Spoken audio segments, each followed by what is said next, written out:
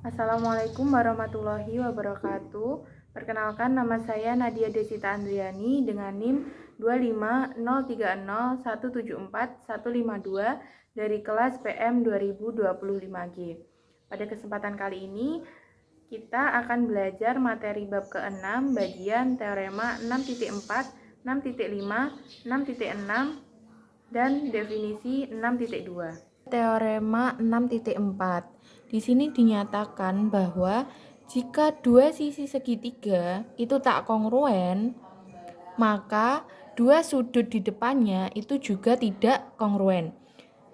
Sudut yang lebih besar berada di depan sisi yang lebih panjang. Jadi misal sisi terpanjangnya itu AB, maka sudut yang ada di depan AB ini pasti lebih besar. Lalu semisal sisi BC ini lebih panjang ya, paling panjang, maka sudut A ini juga memiliki ukuran yang lebih besar. Nah, di sini pertama diketahui bahwa segitiga ABC itu panjangnya AB lebih besar dari panjang AC. Jelas ya teman-teman. Di sini terlihat bahwa sisi AB itu lebih panjang daripada sisi AC. Di sini akan dibuktikan bahwa besar sudut ACB itu lebih besar daripada besar sudut ABC. Sebenarnya sudah terlihat ya teman-teman bahwa AB itu kan panjang sisinya paling panjang.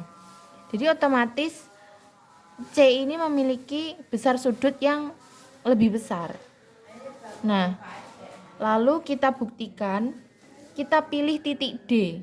Di sini saya memilih titik D-nya di sini pada sinar garis AC. Jadi kita bikin AC segaris dengan AC sehingga panjang AD itu sama dengan panjang AB. Jadi panjang sini, AB sini itu sama dengan panjang AD. Jadi AD ini kongruen dengan AB. Sesuai dengan penempatan titik yang kita buat tadi. Jadi kita buat AB dan AD itu kongruen atau sama panjang. Sehingga besar sudut ABD itu sama dengan besar sudut ADB. Sudah jelas sesuai dengan teorema segitiga sama kaki. Nah, di sini AD itu lebih, jadi panjang AD, sisi AD itu lebih besar daripada AC. Sudah terlihat di sini AD lebih panjang daripada AC. Sesuai dengan kaidah substitusi. Lalu di sini kan kita lihat bahwa C itu berada di antara titik A dan titik D. Sesuai dengan teorema 1.1 sesuai dengan X itu lebih kecil dari Y dan Y lebih kecil dari Z. Nah, C terletak pada interior sudut ABD. C terletak pada interior sudut ABD. Jadi, ini kan sesuai dengan teorema 5.5 yang berbunyi, jika ada C di antara A dan D, maka C terletak pada interior sudut ABD. Intinya jika ada titik di antara titik A dan D, ada suatu titik di antara A dan D, itu maka titik C berada di antara atau akan terletak pada interior ABD. Lalu besar sudut ABD itu kan sama dengan besar sudut ABC ditambah besar sudut CBD. Ini sesuai dengan penjumlahan sudut. Jadi jumlah sudutnya itu pasti positif dan tidak mungkin negatif. Nah, besar sudut ABD itu kan lebih besar, ABD lebih besar daripada ABC, sudah jelas sesuai dengan definisi lebih dari. Jadi, misal A ditambah B ditambah C itu bilangan positif, maka A lebih besar dari B dan A lebih dari C. Jadi A itu paling besar sendiri dari hasil penjumlahan ABC dan juga CBD kalau dari segitiga ini. Lalu besar sudut ACB itu lebih besar daripada besar sudut ADB. Jadi sudah dipastikan ya teman-teman bahwa ACB itu pasti lebih dari ADB besar sudutnya sesuai dengan teorema 6.1 sesuai dengan sudut eksterior, di mana sudut eksterior itu lebih besar daripada sudut interior, di mana sudut ACB itu sudut eksterior dari sudut interior BCD. Nah, terbukti di sini sesuai dengan sifat transitif bahwa besar sudut ACB itu lebih besar dari besar sudut ABC. Selanjutnya ada teorema 6.5. Di sini kita harus membuktikan. Dinyatakan jika dua sudut segitiga tak kongruen, maka dua sisi di depannya juga tidak kongruen. Sisi yang lebih panjang berada di depan sudut yang lebih besar. Sisi yang lebih panjang berada di depan sudut yang lebih besar. Nah, kita ketahui di sini saya sudah menyediakan gambar segitiga sebarang. Diketahui besar sudut C itu lebih besar dari besar sudut B. Jadi sudut B itu lebih kecil dari sudut C. Nah, kita akan membuktikan apakah benar sisi AB itu lebih panjang dari sisi AC. Nah, kita negasikan sesuai dengan bukti yang disediakan. AB itu negasi dari AC. Kita perlu pembuktian tak langsung antara yang pertama itu AB sama dengan AC sesuai dengan teorema segitiga sama kaki.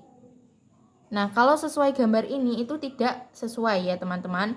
Lalu untuk pembuktian yang kedua itu AC lebih besar dari AB. Itu kan juga negasi dari gambar yang saya sediakan. Jadi antara dua pernyataan ini sudah pasti kontradiksi. Terjadi kontradiksi.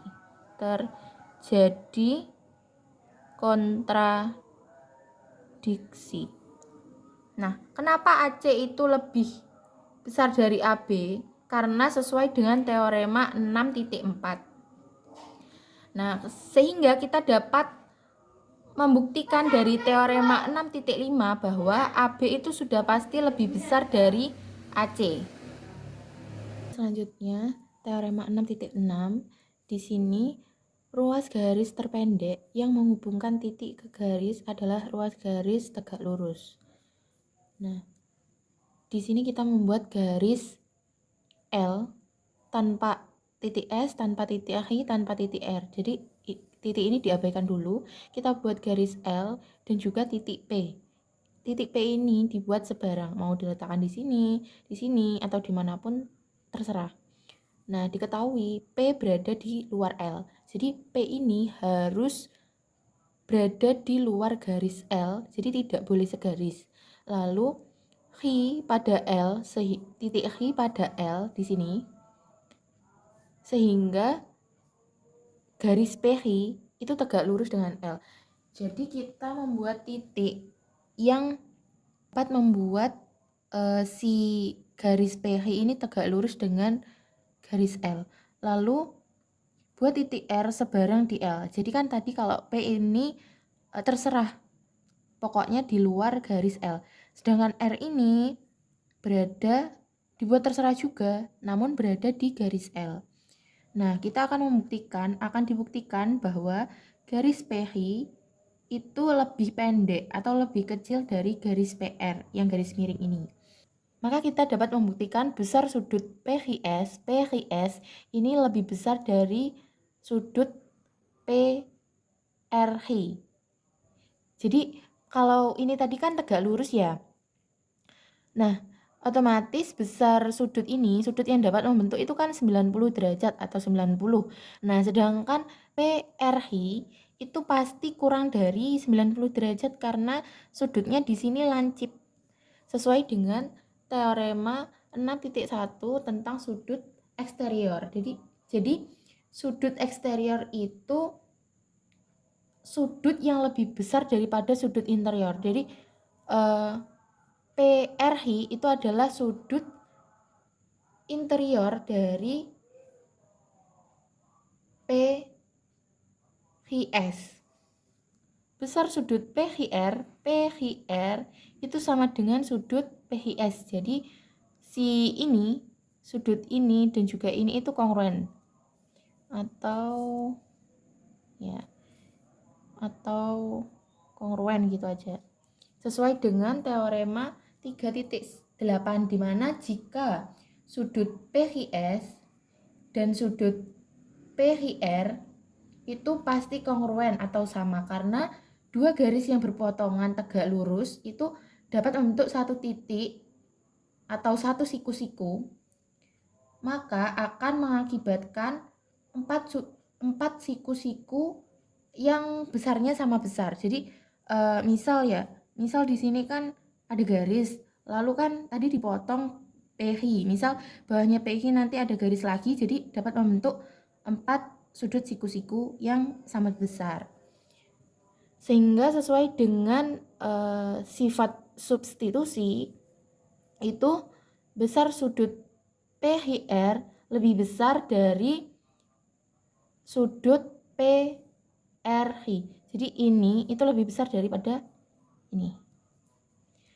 Sehingga PR ini itu lebih panjang daripada PQ sesuai dengan teorema 6.5 di mana jika sudut 90 derajat ini lebih besar dari sini, maka sisi yang ada di depannya akan lebih besar di depan sudut di sebelahnya. Jadi di depan sudut 90 derajat itu sudah pasti sisinya lebih besar atau lebih panjang. Oke, lanjut ke definisi 6.2 tentang jarak antara garis dan titik. Di sini dalam buku dijelaskan bahwa jarak antara garis dan titik yang tidak pada garis itu adalah panjang segmen yang tegak lurus dari titik ke garis itu. Jarak antara garis dan titik pada garis itu adalah 0. Kita persingkat aja, kita ada dua pernyataan A dan B, di mana A, jarak garis dari titik yang tidak pada garis adalah ruas garis yang tegak lurus. Jadi misal ini kan ada garis ya nih, misal garis L di sini. Nah, ada titik dan titik itu kan tidak segaris dengan garis L ini. Maka jaraknya antara sini dan sini itu pasti kalau menghitung jarak itu harus tegak lurus atau lurus 90 derajat. Lalu pernyataan kedua, jarak garis dan titik pada garis itu adalah 0. Misal ini ada garis LM, misal garis M. Nah, misal titik itu berada di garis yang sama, maka jarak antara garis dan titik ini adalah 0. Sekian materi yang dapat saya sampaikan. Semoga ilmunya dapat bermanfaat untuk kita semua. Terima kasih. Wassalamualaikum warahmatullahi wabarakatuh.